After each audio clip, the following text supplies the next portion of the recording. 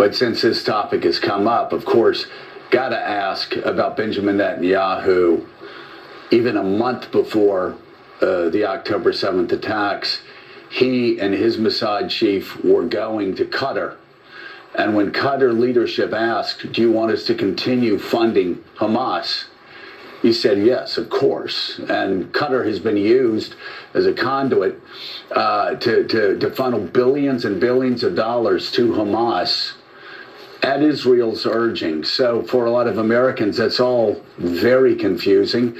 Can you help us better understand why Benjamin Netanyahu would be directing billions of dollars to Hamas just weeks before the October 7th attacks?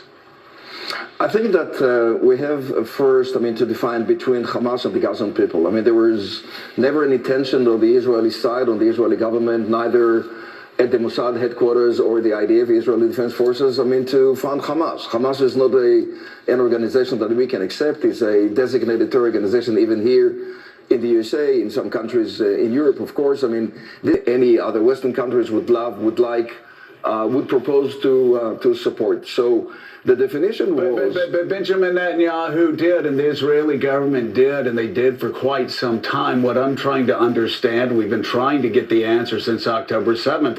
Why did Benjamin Netanyahu have his Mossad leader go to Qatar just 3 weeks before the attacks and tell them to funnel more money to Hamas? That was their policy, and the question is, why?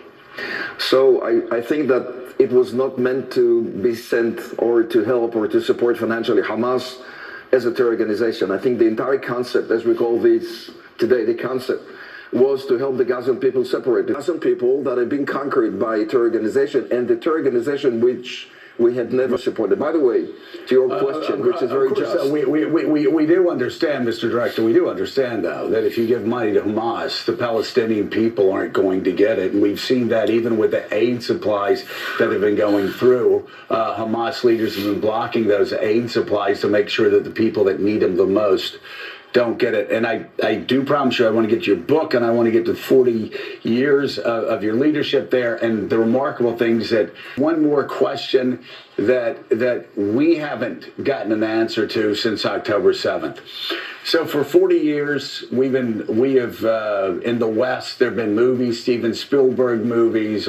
We've seen Mossad as the greatest spy agency on the face of the earth, the most effective, at times the most brutally efficient on the face of the earth. We saw what Mossad was able to do with Hezbollah. We saw what they were able to do with Iran. We've seen what they've been able to do with those that committed the atrocities in Munich in 1972. So, of course, the question that hangs out there, and will forever hang out there, is how did the Mossad and how did the Israeli government allow their own people to be beaten, butchered, brutalized, raped by people on mopeds and paragliders?